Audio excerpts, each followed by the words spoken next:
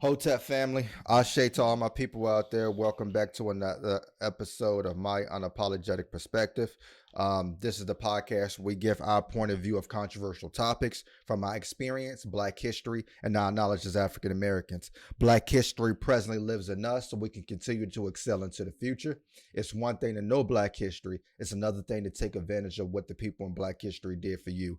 In the words of Malcolm X, there will come a time where Black people will wake up and become intellectually independent enough to think for themselves, and we believe we are in that time. I'm your host, Martre Baker Stevens, and to the right of me is Shaquan Battle. Hello. And to the right of him is Jerome Battle. What's up? We appreciate all the love and support we've been getting. We apologize that we have not recorded in a few weeks, as we had a passing to the ancestors.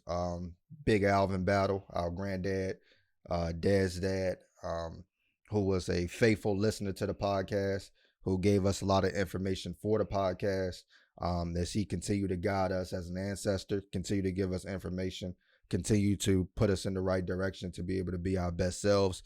Rest in power to Alvin Battle. Also appreciate all the love we've been getting on social media. We've had we got one video on Facebook that's hit 130,000 views, and now two videos on TikTok that's over 100,000. One pushing close to 200,000 views, and we appreciate all the love and support we've been getting.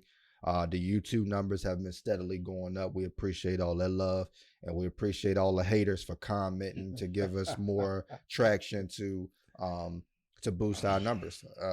Some of the people who comment all the time, which lets us know that we're your favorite podcast and we love you. We appreciate it. Yeah. That's right. Let them know who shared, who reposted one of the videos. We did a video a little while back. This was from an earlier episode on the death of Kendrick Johnson. That they ruled an accident, and Dad went off about that whole case and his mother, who's still fighting for justice, who's still fighting to get their case reopened, to be ruled a homicide, because we know from the facts that they gave us about their case, there's no way that case is an accident. And she's heavy on social media, on TikTok, and she shared it. Jackie Johnson is her name. And we, our hearts and our prayers are continuously with her, and our fight is still with her as she continues to fight for justice for her son's homicide. That's right. Right? That's right. Today we have a really special episode. Y'all know with this podcast, we do Black history. We talk about racism. We talk about a lot of different things, today's world, but we also, at times like to give flowers. You know what I mean? But then talk about history. We like to give flowers to people who are not normally talked about on a normal basis or even thought about in that light. So we try to bring that perspective here. And today is a special episode because we're talking about how Black comics brought Black America to white people's doorstep. That's right. And how they created a platform, how they created a voice that changed the narrative here in America, not only in comedy, but in through TV, through real life. And that's one of the most important things when we look at entertainment, is that you have entertainment, but within that entertainment, you can have education as well. That's right. And that's one of the things that a lot of groundbreaking comedians did for Black people. And they changed comedy forever, because now you look at comedy today, white comedians are doing the same thing Black comedians have always done since the late 60s, early 70s. That's right. You know what I'm saying? So you talk about the way that they changed the landscape of what comics do. The storytelling, the ability to speak out on things, it's important, because we know that in Black culture, there's truth behind every joke. Right. You know what I mean? You can make a joke, but there's a lot of truth to it. And comedy has always been more than just a laughing matter for Black people. You know, the Black experience evolved in America through humor, through inspiration, you know, and in comedy, you know, they began to talk about personal stories, politics, race relations, news within comedy, and these are things that Black people brought to the forefront. What's y'all opinion? Just doing the research and bringing this to the forefront. What are y'all thoughts when you were going through this research? When you have a microphone, you have a responsibility. Right. Us as podcasters, we have microphones, so we have a responsibility to provide information and find ways to make it digestible and get the information out there. Comedians use jokes. We use what you call it, the chronological. That's what we use. The chronology of history. Yeah. And with comedy, you want to know what's going on in our communities. Watch Black comedy. Yeah. Chris Rock was big with that. Richard Pryor. And it was funny because the documentary that you sent me, one of the guys said that Richard Pryor was the Julius Erving and Eddie Murphy was the Michael Jordan of comedy. Right. That's right. Yeah. Absolutely. I agree. I think there's different platforms to educate people. And in education, there's a responsibility of having the opportunity to share cultural differences when it comes to race. And I think that comedians were able to talk about things that Black people endured that is funny in a certain spectrum, but also very degrading in other sections. And by bringing it to comedy, they was able to disseminate that information to white America in a manner that, one, they could do one or two things. They could look at it and go, I can relate to that because that's what we do. Or, oh, that's funny, right? Either way, so it's your choice, but we want to get the information to you. Right. When you start looking at the comedians, the people, is when you start realizing that wasn't just a joke. Yeah. There's more to what they're saying. Let me start listening more. Dick Gregory, which we'll get into, is one of the people that I think was very influential because he used comedy to get the attention of other people. And once he got their attention, he started giving them some real information. Yeah. So I think that a lot of the comedians we're going to talk about today, one, they did what came natural to them. They were funny. Yeah. They did what was natural. But at the time that they were doing it, they had a responsibility because they had a microphone, they had a platform, they had listeners. They had a responsibility to educate. And I think they did that through comedy. Absolutely. And we know that Black comedians have set a standard. You know, you can't just be funny. You have to have a message with your funny. And we're seeing that with a lot of Black comics today, that a lot of Black comedians aren't making it today because they don't stand for anything. That's right. You know what I mean? And when you look at the ones that we're talking about, they stood for something. They didn't pick a side. That's right. They picked a side. They didn't stand in the middle and say, well, here's this and here's that, like a lot of comedians do today because they don't want to offend anybody.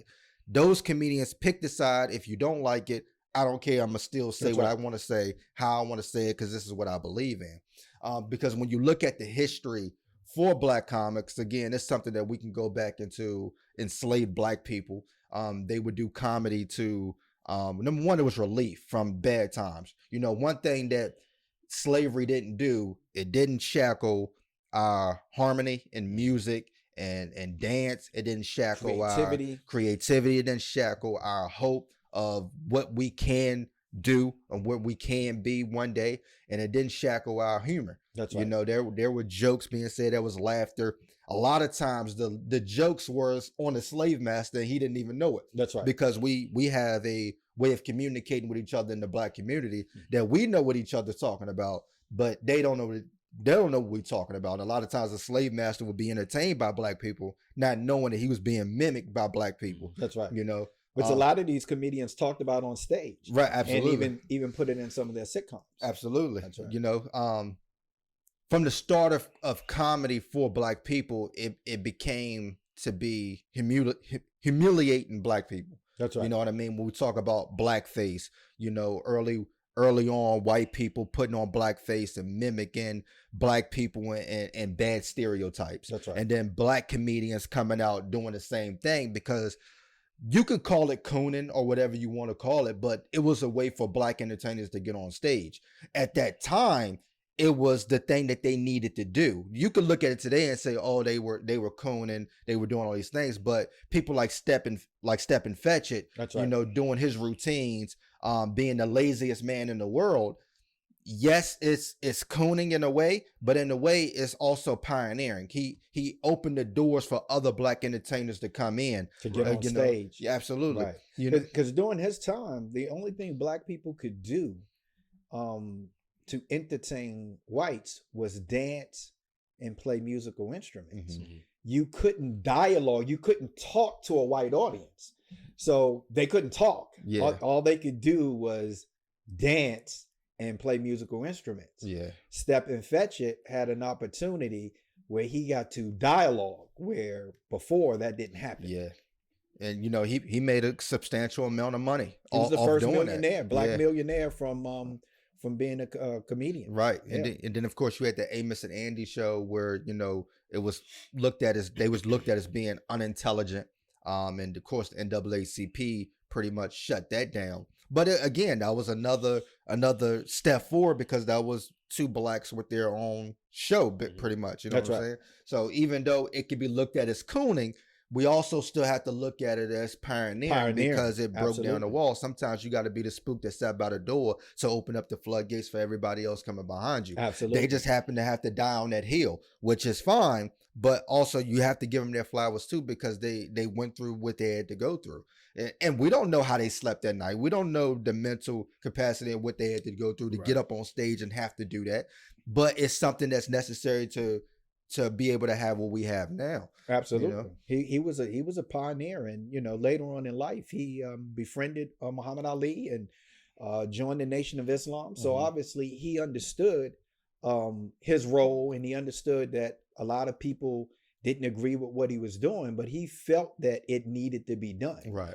And obviously what makes these folks different from everyday folks that we see is that they had a goal, and they had the no fear to do it. And we talk about fear a lot. It's not fear of just reception of white America. Right. It's also the fear of what are my black people going to say about what I'm doing. Right. You can't have, when we say no fear, it has to be no fear, no matter where it comes from. Right. And Step and Fetch It didn't care, because he knew it wasn't about the money, although he did set a precedence in saying, I want to be paid the same thing my white counterparts are being paid. You know, so you had a guy who was doing something for the first time and asking for equal pay at the same time. Who would do that nowadays? When we get hired for a job, do we find out what our coworkers are making to find out if I'm making the same thing that they're making? Of course we don't. Why? Fear of losing that job. That's that good job. You want to mess up that good job. Yeah. And then of course, if we know that white people did blackface, so if he didn't do it, somebody white else comedians would. was going to do it anyway. And then of course in the 30s and the 40s with segregation, you had the chitlin circuit, because a lot of comedy clubs, black comedy clubs, was in the South, and you had people like Moms Mabley that came to the forefront, which was one of the first mainstream black female comedians.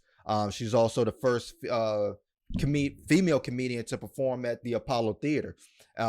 She performed at Apollo Theater more than any other entertainer in history. You know, she was making $10,000 a week at the Apollo Theater. That's right. And you know, she came up with the concept of being a younger woman dressing as an older woman, talking about how she was attracted to younger men, sexual content. That's right. Race relations content. And you know, without her, you don't get Monique, you don't get the Simones, you don't get the Medeas, Tyler Perry's Medea that you love so much, with the wig on and talking about how she's attracted to younger men and those type of things. You don't get Martin doing Big Mama's House. You don't get those things without Mama maybe setting that foundation. That's right. And then right after that, Flip Wilson. Flip Wilson set the precedence for people like Jamie Foxx doing was Wanda. Yeah. And Martin Lawrence doing Shanae. Yeah. You know, Flip Wilson did Geraldine. you know, and Flip Wilson was doing my era as a kid with his variety show in the 70s that we used to watch on TV. Mm-hmm. You know, Flip Wilson was the first black person other than Sidney Poitier that I ever saw on TV was Flip Wilson. I think Flip is important because it was the first black person to own, produce, and star in his own network series. Absolutely. And if you look at what these podcasters are trying to do now with like Charlemagne with the Black Effect, people like him, Joe Budden, $1 Million Worth of Game, that have their own networks. Though it's not comedy, but it set Flip Wilson set the precedence for what was to come in this space. That's right. And also I like the fact that all the black major comedians piggybacked off of each other. Yeah. So Richard Pryor was on the Flip Wilson show. And he made a statement that said something to the effect that Flip Wilson was the only comedian that the audience hoped that Flip Wilson liked them. Yeah. Which was strange because most comedians hope the audience likes the comedian. And it was the other way around. But Flip Wilson was so ingrained in the industry and saying, one, I want to control my creativity. Yeah. Right? I want to do what I want to do. I want to do it the way I want to do it. So I have to own something in order to do that. Yeah. White America, you own the broadcasting systems and the production companies. In order for me to do what I want to do, I have to own some of this shit. And that's what he did. And Richard Pryor actually was a guest on this show several times. And he kept going off script. And they generally didn't like each other. And Flip Wilson told him, he said, nigga, if you want to do your own shit, get your own show. Yeah.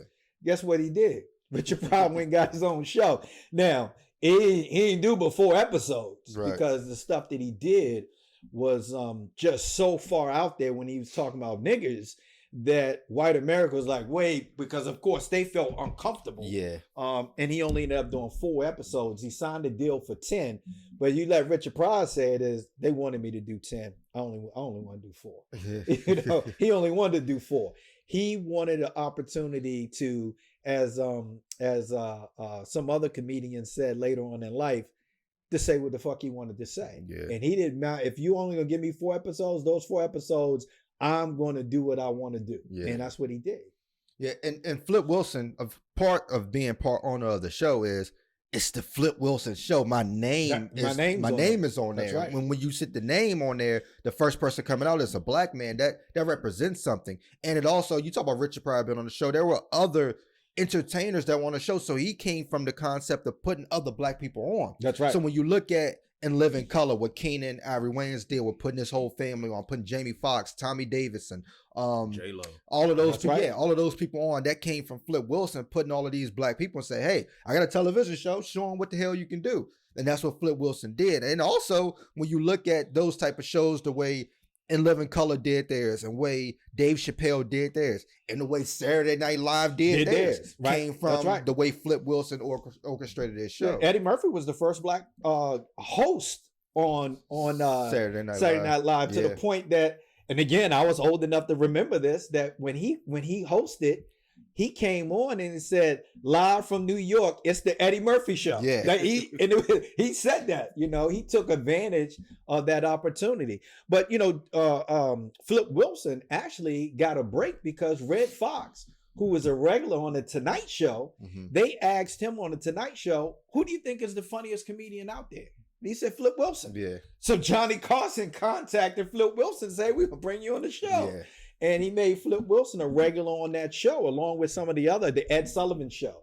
So in that time, in the 60s and the 70s, these were the talk shows that everybody was watching. And now you're getting to see black comedians on there for the very first time. Yeah, and you just said the other one, which was Redd Foxx, you know, who is the grandfather of raw comedy. You know, he refused to do blackface. He was one of those comedians that first came out and said, look, I ain't doing that. That's right. I'm going to go out there and I'm going to be me. You know, I'm not doing that. And, you know, during the 60s, he actually got his big break because Aretha Franklin was supposed to perform. That's right. And she didn't show up. So He went out there and did an hour and 40 minutes. Now, back for the people who don't know, back then, late 60s, early 70s, comedians went out there and did 5 minutes. That's right. You had a 5-minute slot. An hour and 40 minutes. There's comedians today who can't even entertain the crowd for an hour and 40 minutes. I'll tell you guys, you guys hear me talk about my dad all the time on the podcast, the things that he introduced us to, and inadvertently and unknowingly, he introduced us to stand-up. He had albums. So for people that don't know, back in the 50s and 60s, what artists did is they made albums, just like you make music records, albums and records. They made comedian records. And my dad had these records that me and Alvin would sneak in the basement at night and we would listen to them. And at first we were listening to Redd Foxx. Redd Foxx had a ton of albums. And it was him doing stand-up live on stage. He did like 65 albums. Oh, yeah. God, yes. Yeah. And the thing is what you saw on TV when he performed. Now, if you Google Redd Foxx, you're going to see him, YouTube videos going to pop up. Yeah. He was one of the first people, not comedians, people, that when he performed live, he did two things. He smoked cigarettes and he drank alcohol on stage, right? That was his thing. And when you listen to albums, he was smoking cigarettes and he would tell you what he was doing. Yeah, this is not weed. This is a cigarette, right? And we listened to his comedy. And at the time, some of the things were funny, but it was so racial that for me, it did two things. One, I was intrigued by some of the things that he was saying. He, Dick Gregory, Richard Pryor, in terms of how Black people were viewed by white America. And they made jokes about it, but you can tell it was heartfelt. It meant something more than just comic relief. Yeah. And that led me to start thinking about civil rights because of the things that I heard on these albums from people like him. And I cannot forget, and I'm not going to leave him out, Bill Cosby, the comedian, Bill Cosby, the entertainer, not Bill Cosby, whatever you want to put behind that. But the things that they talked about on these albums were things that led me to start saying, I need to know more about Black history and where we really stand in America. Yeah. Yeah, because, Redd Foxx, he was one of the first comedians to go out there and talk about sex, race, politics. That's right. In no way that comedians had did before. He brought the truth of the Black experience in America right into, again, white America's backyard, with jokes such as, back to Africa, who? I ain't never been to Africa. If you send me home, send me to St. Louis, Missouri. That's right. Who? What do I do in Africa? Stand in the jungle with $750 suit and alligator shoes. And he said, I carry a knife now because I read in the white magazine that all Black people carry knives, so I rushed out and bought me one. He was raw, and he impromptu. I mean, he could come up with something funny just on the spot. And how you know it was on the spot? Because he would laugh to himself on stage to the point that he would say, I'm going to tell y'all this once I figure out how to tell you. But he was funny. Yeah. But like I said, a lot of the things that he talked about was real. And he also introduced us to something too when we talk about language barrier between Black America and white America, especially when we talk about Black America and law enforcement. So on the Sanford and Son show, there was a white police officer and a Black police officer. And when the white police officer would talk, they would look to the Black police officer and he would translate. Yeah. Because we don't speak the same language, So again, that's something that we know is true even today, that in order for white America to understand it, you have to look at it from the comic sense. And so when you watch that on San Francisco, is it funny? Yeah. Is it true? Yeah, just as true as it is funny. There's a language barrier. Yeah. And that language barrier we still see is a problem today as the number of unarmed Black people being killed by police continues to grow. Yeah, again, behind every joke is the truth.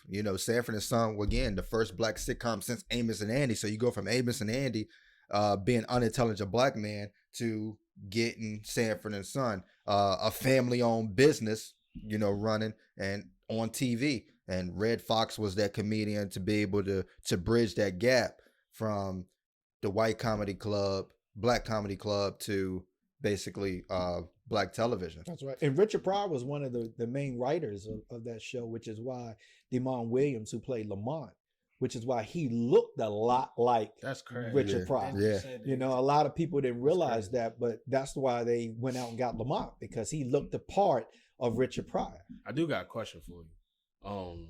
Because I know, like, for me, like, the Cosby Show, I'm just gonna say it. For me, like, it's not something that I really watched. So how was it for you the first time you seen Good Times, The Jeffersons, Sanford and Son? Because for me, the Cosby Show, and I say this, when I first seen the Cosby Show, and I don't know what it was, but I always wanted to know what it was like in white households. Right. So me watching the Cosby Show, it was almost like you see a black family getting values that a white family would get. You know, Bill did something that was to me was ingenious. It was genius. He was a genius when he decided to show a different side of what blacks in America could be, because we always talk about the imagery, the representation of blacks at an early age. When you go into school, you want to see pictures of black people, famous black people on the wall, right? So for Bill Cosby, he wanted to start giving some images of what existed out there currently and what you can achieve. So when back in my day, we saw Sanford and Son. He owned the junkyard. Mm-hmm. You know, in most people's minds, where's the pride in that, right? Mm-hmm. He owned his own business is how we looked at it. Yeah. Right. White America looked at it, but it was a junkyard. Yeah. So you saw the Jeffersons and you saw George own cleaners. Mm-hmm. And he owned the cleaners, but he still lived in an apartment, Yeah. right? So he didn't own anything other than the cleaners. Mm-hmm. So, and it was funny. He had a maid. So it was him, is what you call a drug dealer that is selling drugs, buying new Jordans, getting a hotel room on the weekend and back to the ground on Monday. Yeah. What is he building for the future? So what was George building for the future? And then you look at Good Times, and that's what most of us can relate to, Mm-hmm. is living in the projects, living in poverty, trying to figure out on what days you're going to have meat, right? Not what you're going to eat, but what you're going to eat and when are we going to actually have meat? Because meat was a rarity, right? Because it was so expensive. So that's what we went through, where my mom would turn $20 into $200 worth of groceries, right? Right. Like, how the fuck she do that? Yeah. Right? Facts. We could relate to that. Cosby Show, we couldn't relate to. Mm-hmm. But we knew it existed. Yeah. And that was an opportunity for us to achieve that. And, you know, some people say it was unrealistic. For a lot of us, yeah. I would have loved to seen Theo get locked up for a DUI, Yeah. you know, or have some weed in his pocket at school or something, right? Something that we could relate to. But what Bill was trying to do is say, there's another side of what blacks can be other than what you've experienced or people in your neighborhood experience. Open your mind to broader things. You can have better opportunities. Yeah. Absolutely. But Hold like, on, we're gonna take a quick Okay. commercial break. We'll be right. And we are back. Quan, you go ahead. I was two things. You don't become, and we talking about Bill Cosby, the entertainer and the comedian. Number one, I always say you are funny if you can be funny without cursing, Oh, absolutely. because most people can't do that. They can. And then two, you don't become America's dad if you're not great. That's right. And he was America's dad. Again, Bill Cosby, the entertainer and the comedian, not Bill Cosby, the man. I mean, Bill gave us, even in his personal life, he gave us information, facts about what you could really be as a black in America. The education level. Of course, he's still one of the richest people in America, one of the richest people in the world, black or white. And then when you attach black to it, it just makes it that more significant for us as people in terms of looking at what you can achieve. And I think he opened the eyes to a lot of black Americans that say we can be different than what we see on TV. There is better. We as a people are bigger and better than what America has portrayed us as. And a lot of times we in turn start portraying us the same way that white America has. And Bill Cosby wanted to be different, at least in that sense. He wanted more for his people because he got more. And the one thing we found out about Black Americans who make it, we want other Black Americans to make it too. Yes, we want to move out the hood. Right. We don't want to live where we lived before, but that don't mean we don't want the best for you too. Yeah. I'm gonna show you how to do it. I'm gonna get the fuck out of Dodge. I told you, my dad used to say, the best thing you can do for poor people is not be one of them. Yeah. Right? And I know some people hate that, but yes, because if I'm amongst the poor and I can get out, guess what? You can too. Ice-T, we talked about him the other day. Ice-T said, about gangs. If he could get out, anybody could get out, right? And the way you do it is you get out, right? So I think what Bill Cosby did was instrumental in showing us a different side of what Black people could be in America. Absolutely. It was necessary because, okay, you have Redd Foxx, and you had Dick Gregory talking about this. Okay, they're bringing the conditions that we're in right now into the forefront. But now somebody has to give what we can be. Somebody has to give that hope. Like, what is the solution? So Absolutely. What he gave was a solution of what we can be. And it was more for middle class because yes, there's Black poverty. We know this. We can look at this. But there also is a Black middle class out there. That's right. And somebody has to tell their story as well. Absolutely. But just going back, Dick Gregory came after Redd Foxx. Dick Gregory harnessed comedy as a means to educate. That's right. He used humor to point to things like, race relations and those things. And he became the first Black comedian to successfully do all white nightclubs. And it actually happened because Hugh Hefner, that's right, had a club, and he was supposed to perform one night. And what ended up happening was a snowstorm, and Dick Gregory wasn't at home. He was still trying to get to the comedy club, but they was trying to call him and say, hey, don't come because there are a bunch of Southern men and women in here that came from they're here for a Southern conference. And he gets there, nobody tells him. He goes on stage, and now he's in front of this white audience, probably Ku Klux Klan members. And what he does, he starts mixing Ku Klux Klan jokes, and they died laughing. Yeah. You know what I mean? I think one of the first things he said is that he was talking about Southerners, and he said, I was down south, and I went to a restaurant, and he said, the waitress came up and said, we don't serve coloreds here. And he said, good, because I don't eat them. And he said he ordered a chicken. And he said that white supremacist said, whatever you do to that chicken, I'm going to do to you. He said, so I kissed it. He said, well, I told him, line up, boys. Yeah, so I mean, he impromptu, you know, and he went with the flow. Yeah. And he was another person that, got on stage, smoked a cigarette, controlled the crowd from one place. He didn't have to be demonstrative. It was just, I'm going to smoke my cigarette. I'm going to tell a joke. You're going to laugh. I'm going to move on to the next one. That's right. And his big break came from Jack Parr, who had a television. He had a television show, and he would bring on guests. And he called and wanted Dick Gregory on the show, and Dick Gregory told him, I want to come on your show. I know what it'll do for me as a comedian, but he was like, I can't come because you don't let Black people sit on your couch, so therefore I have to decline. And he said Jack Parr thought about it and said, you can come and you can sit on the couch and we'll talk. And he went and did the show and sat on the couch, the first Black person to sit on the couch and talk to Jack Parr, and came the most paid entertainer out of everybody. That's Black or white. That's right. The most paid entertainer. And he began to do comedy clubs, going around the world doing shows. And then one day Medgar Evers called him and said, hey, can you come down and help me do the it was the voting rights rally, voter registration rally in Jackson, Mississippi. And we know Jackson, Mississippi is still on the news today. That's right. And he went down, and he said he was scared to death that he almost missed his flight because he tried to talk himself out of going down there. Yes, as a comedian, I talk about it, but I don't want to go down there and actually have to deal with it. And when he went down there, he marched. He was scared to death, and he said, this is where I need to be. He said, I can't talk about it and seeing these guys get beat and thrown into jail when I'm not part of the movement. So he went down there and he stayed a part of the movement. He became brothers with Medgar Evers. And at the rally, he told a joke, and the joke was there was a white guy driving a car, and he was drunk.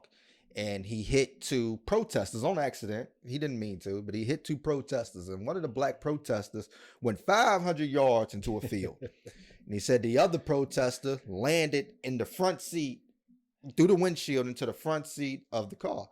So the police officer come down there, and he's mad. He's about to get on the guy for drinking and driving, and he said he sees that he hit 2 black protesters. He said he went 500 yards, grabbed the black protester, and charged him with fleeing the scene of a crime. And then charged the black person who landed in the front seat, charged them with breaking and entering.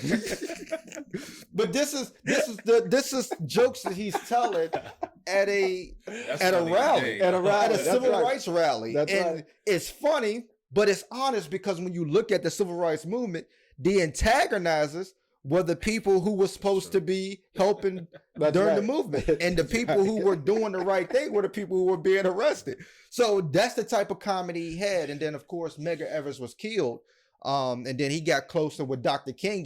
There's pictures. You can go to Google and look at pictures of him whispering or talking to Dr. King, and Dr. King is dying laughing. This is somebody who brought humor. This is somebody who brought class. This is somebody who brought attention. That's because right. again, he's the biggest comedian in the world. He's the biggest entertainer in the world. And he's down there in the civil rights movement. He's down there doing the things. And also, he could have easily just wrote a check to those people. That's right. Hey, here's what you need to do, write a check. But he says, no, I'm going to stay down here. And they said he called his wife and said, hey, are you willing to go back to being broke and not having any of this fame and living out of tent? And she said, yeah. He said, well, I'm staying down here in Mississippi, and I'm continue to fight civil rights. He gave up.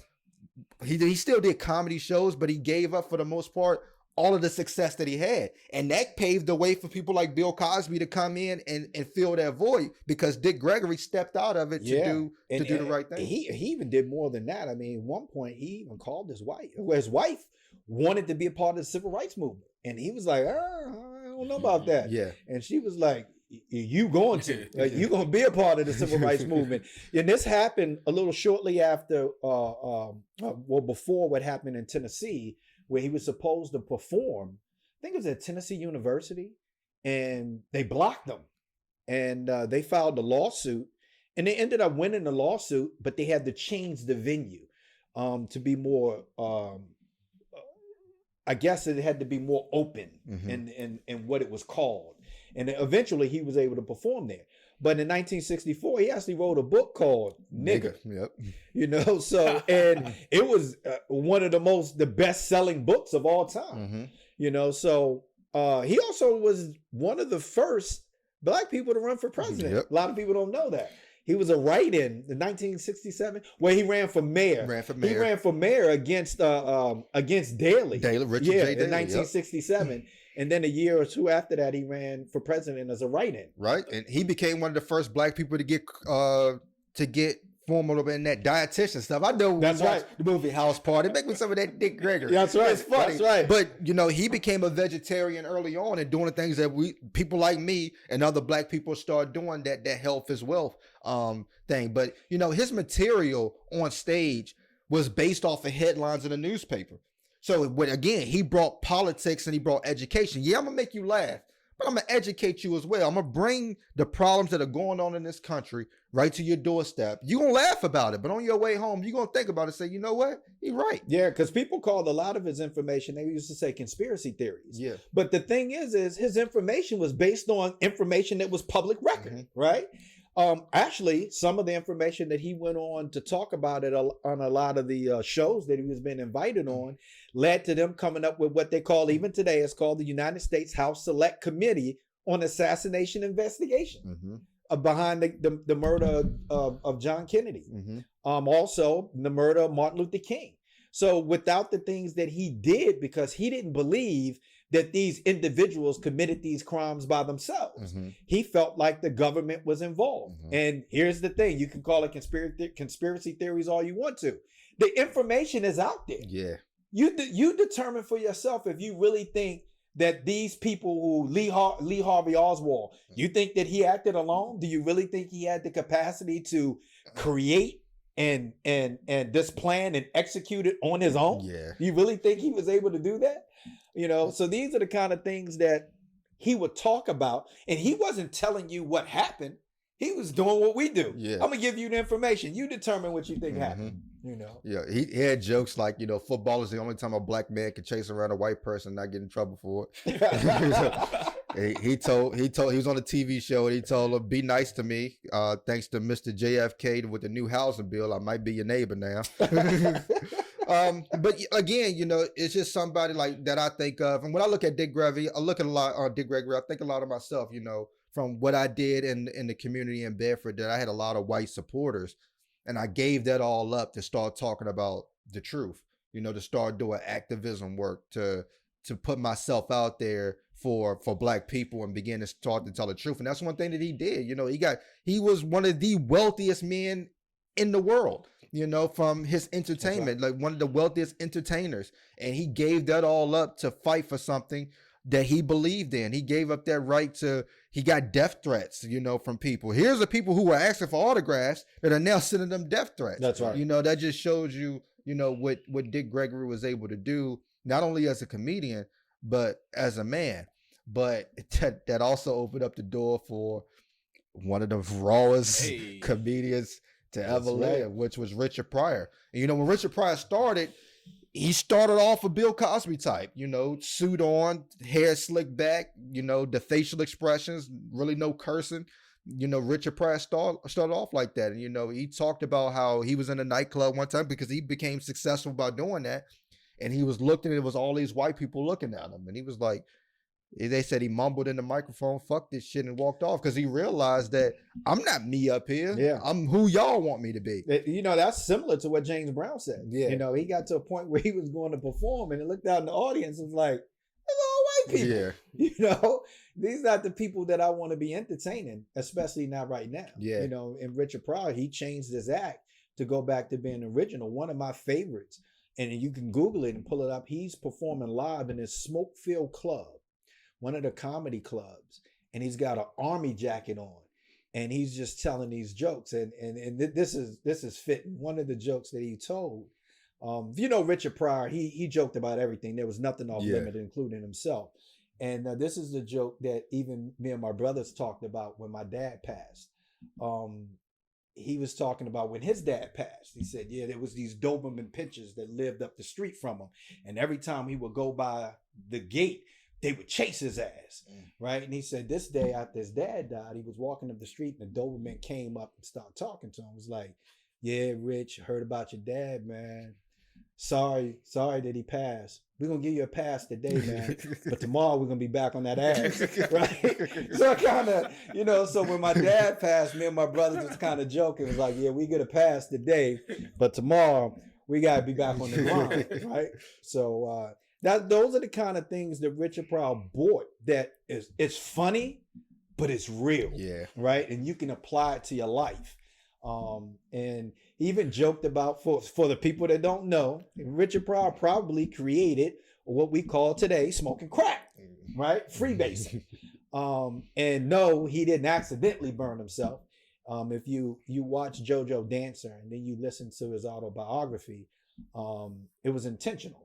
He's to the point where he was so high that he was like, I think I want to die. Mm-hmm. And he doused himself with lighter fluid before he started freebasing and set himself on fire. And then he made a joke about it when he got out the hospital. Mm-hmm. He was on stage, had a match. He said, look, I heard the fucking jokes y'all made about me. He lit a match. He said, what's this? Richard Pryor. Hey, that's Richard Pryor running down the street. So everything there was nothing off limits with when it came to some of these comedians. They were raw, which we'll talk about a little bit later. That's what Eddie Murphy called one of his stand-ups, raw. So when you have the opportunity to, the great thing about comedians is the same thing we talk about musicians. They own their music, right? When we mean own, that means it's yours, right? You can do what you want with it. With comedians, they own their whatever you want to call it, their set, their information, their jokes. They own that. So because it was theirs, they did with it what they wanted. Yeah. And I think when it came to people like even Eddie Murphy, he did what he wanted to. Mm-hmm. So when he was on that stage and he did Raw, he did what he wanted to. When Richard Pryor did Live on Sunset Strip, he did what he wanted to. Mm-hmm. And he said it the way he wanted to say it. He owned that shit. Nobody could tell him you couldn't say that, right? And for Eddie Murphy, he came at a time of HBO, where you can do that kind of stuff and people watching on TV and you get paid for it. So for Eddie Murphy, he was part of that new venture and saying, yeah, Richard Pryor did an album, but now I get to do the shit live on TV where I have a bigger purse. And he did. He got a bigger purse. Yeah. And what Richard Pryor did was, I don't know if he was the first one to do it, but he's the first one that I seen do it, which was, we know from the history, like we talked about earlier, like I talked about earlier, was white people making fun of black people with the blackface, the stereotypes. Right. Richard Pryor is the first person I see do it the opposite. He made fun of white people in front of white people. Here's your stereotypes. This is what we think about you. This is how you act. And that's something. And he wanted them to be uncomfortable while he did it. Absolutely. You came here to see me. I'm going to tell you about yourself, and you're going to be uncomfortable while you're doing it. You know, he would say things like, I know white people came back from intermission and found out niggas that took their sticks.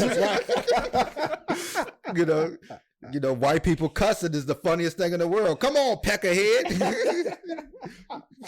You know, those are the type of things that he said, but you know, he was unapologetic about it in the way he said it. And I know most people, when you think of Richard Pryor, you think about the cuss words, you think about the word nigga, you think about him, you think about the way he was raw. But you're still missing the content of what he was talking about. He talked about police brutality. Know, police officer accidentally shoot a nigga 6 times. He accidentally shoot a nigga 6 times. It's funny, but it's real. Like how does this happen? You know, interracial marriage. He talked about those things. You know, how black people are treated on an everyday basis. You know, he called that stuff out right there. Right then and there. He talked about hustlers, pimps, prostitution. He talked about those things on stage, and people was like, I don't know if we should be hearing this. Yeah, he talked about an instance where he got mad at his wife and he shot up his own car. The car. And you gonna leave me? He said, you gonna leave me? Well, he started the story by saying that he came home and his wife said, I'm gonna leave you. He said, okay, you go ahead and leave me. And she was trying to, you're gonna have to find another way out this goddamn door to leave me. You try the window or something, but you ain't going out this door. But he shot up the car. And when the police came, they said, well, Mr. Pryor, we're going to have to arrest you for shooting up my own car. You know, you're going to arrest me for shooting up my own car. No police at my house no more arrested me. My ass. That's what he said. For shooting my own car. You know. But yeah, you know, he brought, the words had power. They did. Because again, this is during Black Power movement. This is civil rights movement to the Black Power movement, you know, with the afro and being proud to be black. And Richard Pryor got up there and he showed that, you know, he showed that black pride, that black unity on stage by telling the truth. You can hear comedians, you know, even today, you can hear Kevin Hart do a stand up and then you be like, wait a minute, he said the same thing on another stand up. Richard Pryor rarely did that. When he got on stage, it was a new routine. Nobody knew what he was going to do. He said he didn't even know what he was going to do. He would get up there and it was always a new routine. He really caught a big break when they asked him to do Lady Sang the Blues. And that's right. They messed up and they let him do improv. Yep. And the movie went from being about Diana Ross playing Billie Holiday to who the fuck is Richard Pryor? That's right. And he stole the show. And you know, again, he had his own television show that only lasted a few episodes because he was doing skits like Black President, Black Man Discovering the Truth About Egypt. He was doing those type of episodes and he wanted creative control. He wanted more black staff members. He wanted more black comedians.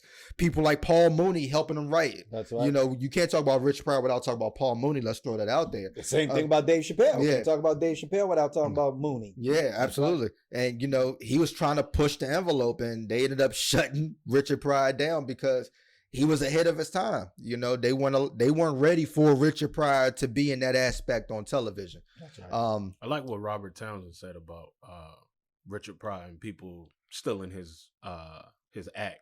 He said comedians would get on stage and do, you know, motherfucker, nigga, bitch, and then not have no content. Where's to the it. joke? Yeah, not have no Richard content. Pryor did all of that and still had a joke in there. And the thing with Richard is me being a 70s kid, I remember the lingo, and that's the thing that he brought the culture. Yeah. He brought the black culture to the stage, and he brought it to white America. So when Bake sent me the idea of what he wanted this podcast to be, it was about how did comedians bring black comedy to white America's doorstep.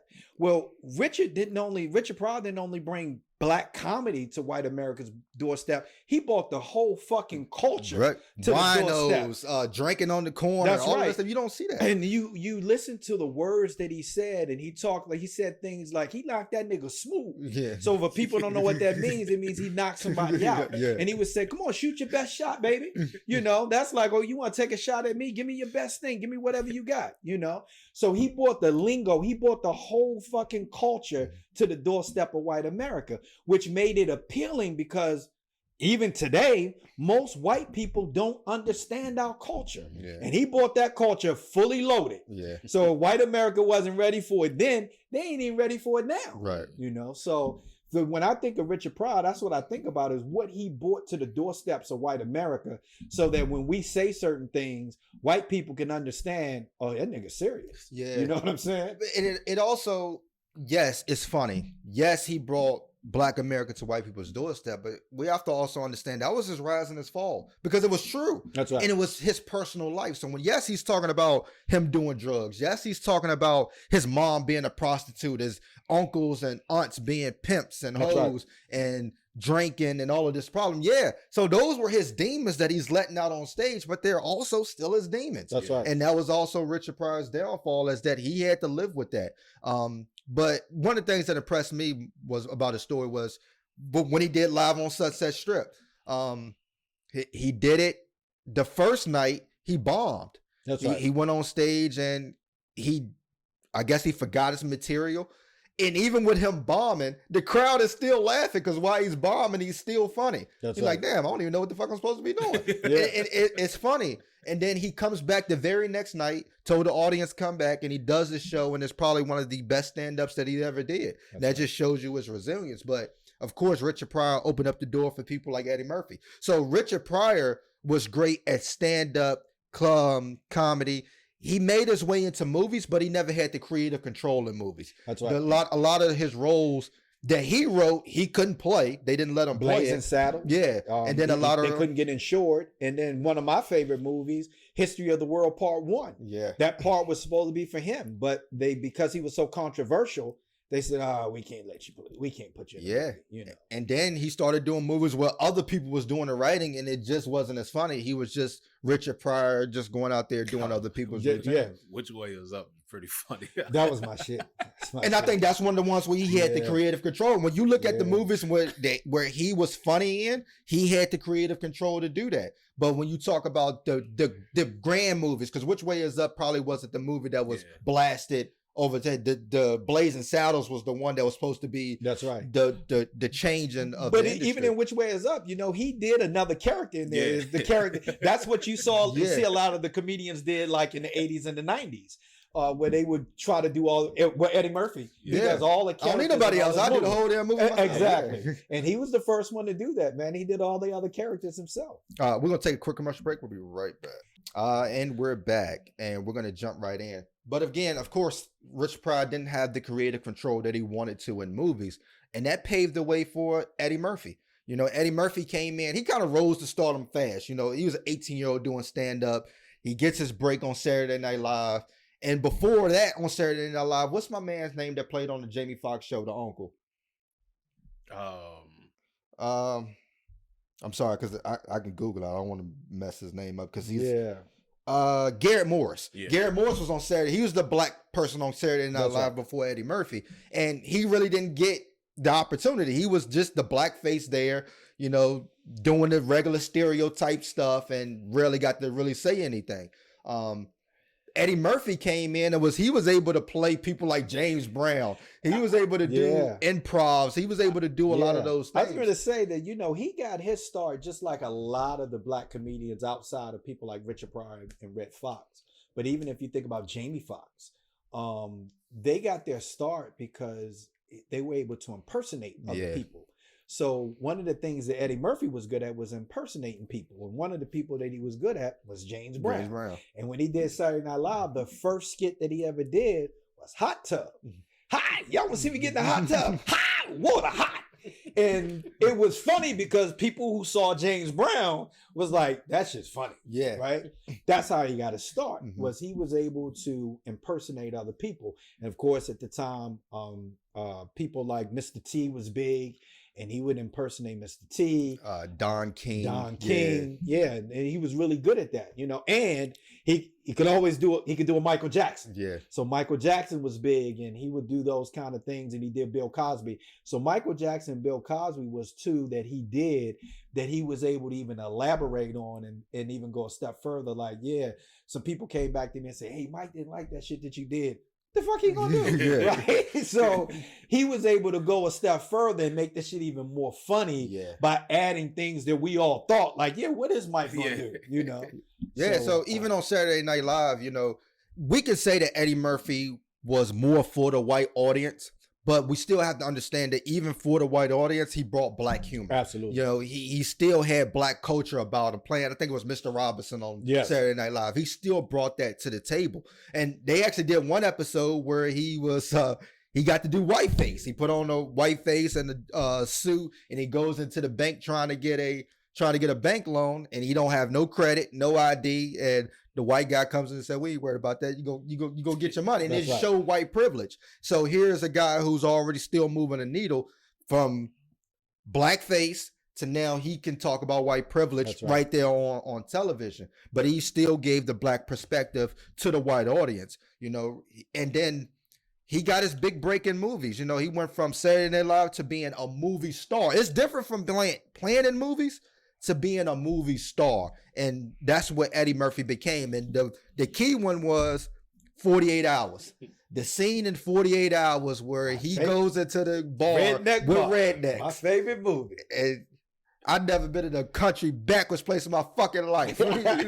you know, tell him it's a new sheriff in town. His name is Reggie Hanks. Yeah, I hate rednecks, which means I'm enjoying this shit. That's my favorite movie. That's what he did. And then these comedians go from doing nightclubs, and then he does Raw and Delirious. He's doing stadiums. The other thing is too, for a lot of white people, what they liked about Eddie Murphy was the impression that he did that humiliated black people, buckwheat.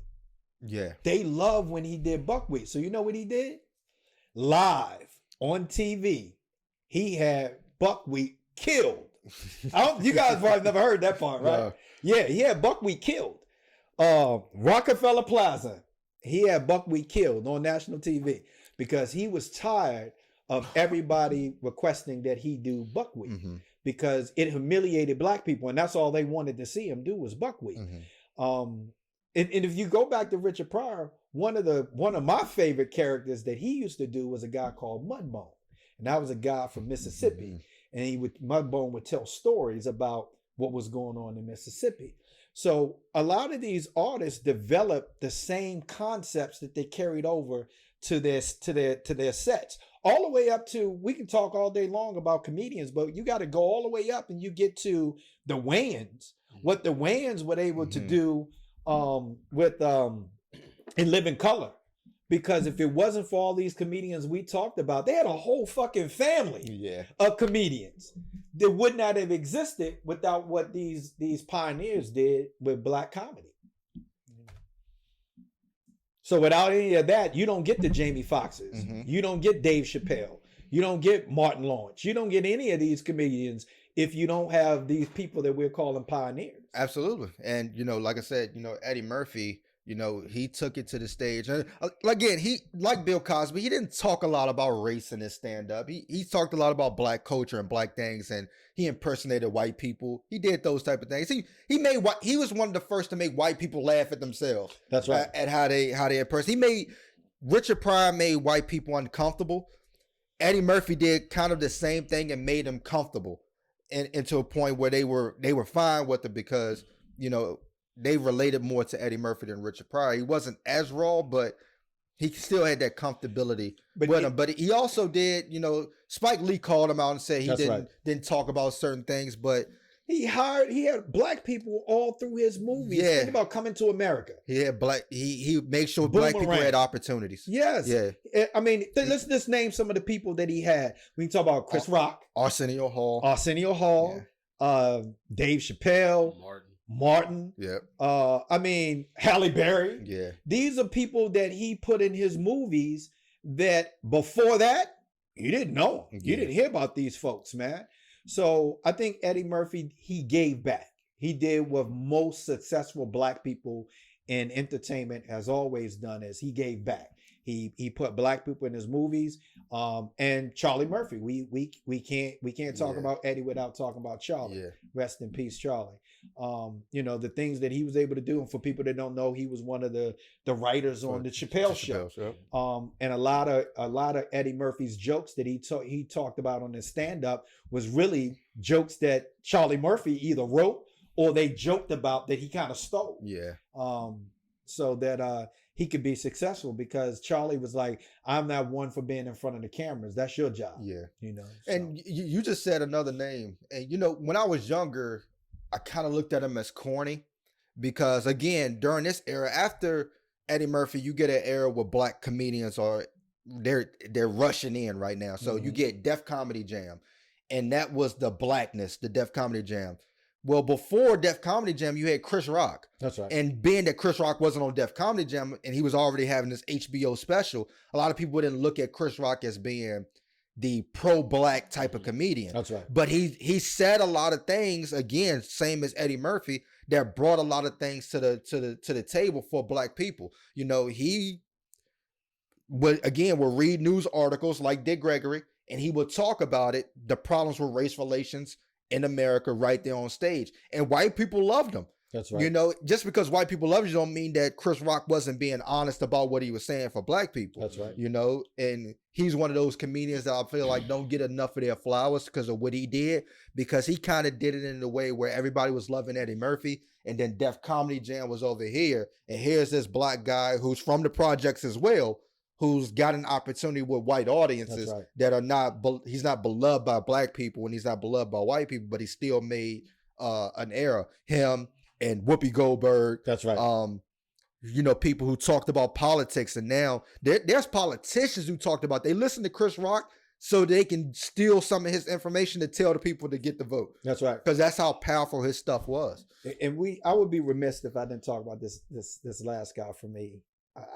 And some people, a lot of people will know about him because of a recent movie that was done, but that movie did not do any justice to what he really brought to comedy, but also rap. Rudy Ray Moore, Dolomite. Mm-hmm. And you will probably never hear anybody talk about Rudy Ray Moore.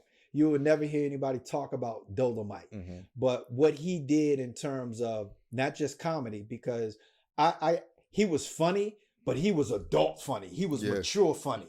So as a kid listening to him, he was worse than Richard Pryor and Redd Foxx put together. I mean, he was raw. He was raunchy raw. And the things that down in the jungle deep. Yeah. And the things that he talked about, I mean, he talked about fucking, he talked about all kinds of stuff, man. But what he did was, one, there was a wino that used to do a character called Dolomite. Mm-hmm. And he used to tell these rhyming stories. And he told the story one day, and Dolomite was, Rudy Ray Moore was like, listen, I'm a professional comedian. This is a fucking wino. Yeah. Let me see what I can do. So he bought a recorder, bought the dude some wine and said, do the Dolomite thing. And he recorded it. And he became Dolomite.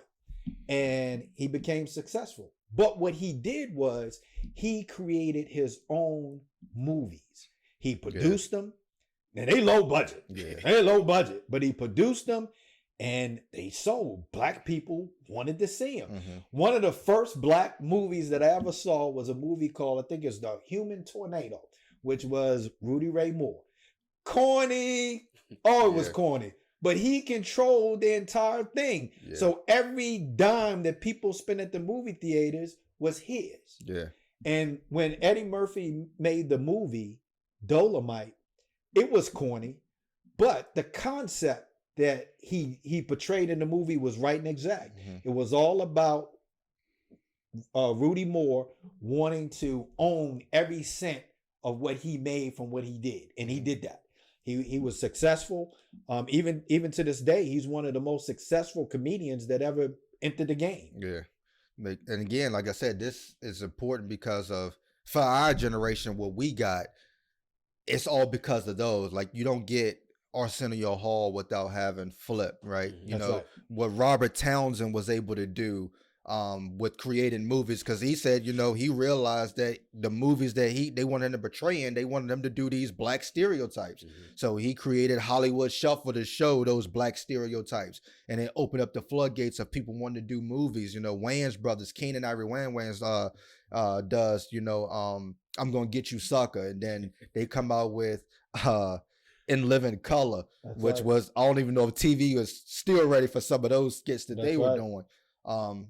And, you know, people like D.L. Hughley, you know, who goes on stage and does politics. And now you see that's what he does mainly now. That's right. Is politics. Steve Harvey, you know, what he does now, he's on every variety show, thanks to people like Bill Cosby. You know, he's just beloved. But I want to do this episode because just like how we talked about how hip hop music brought, you know, Black America to the forefront. We talk about how James Baldwin and Zora Hurston's writings brought Black America to the forefront. What these comedians did on stage with a microphone, they set a precedent of what real is, what real Black America is, and they brought it to the doorsteps. It's another art form. It's another art form of laughter, enjoyment, but it's also education.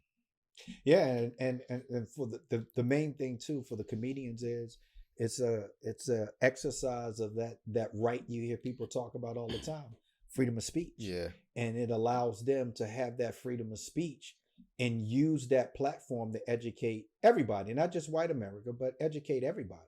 But also, like I said before, bring the culture of Black America to the doorsteps of white America. Yeah, because if you just look at TV and you look at the Bernie Mac show, right? You look at the way he portrayed the Black father, the Black man to be, the realism of that. You look at the Martin show, the way he portrayed the Black friendships. That's right. You know, you look at the Jamie Foxx show.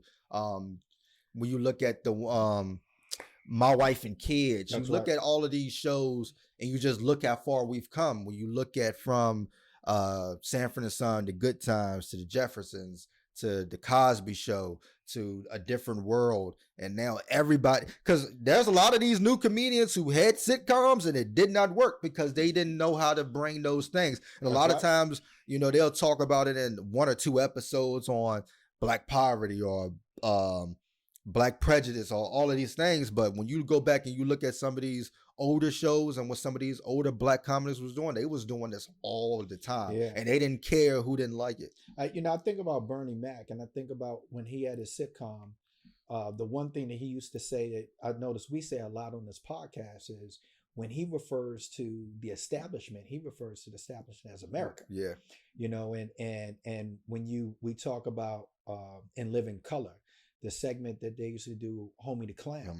Homie the Clown talk about the man, right? The establishment.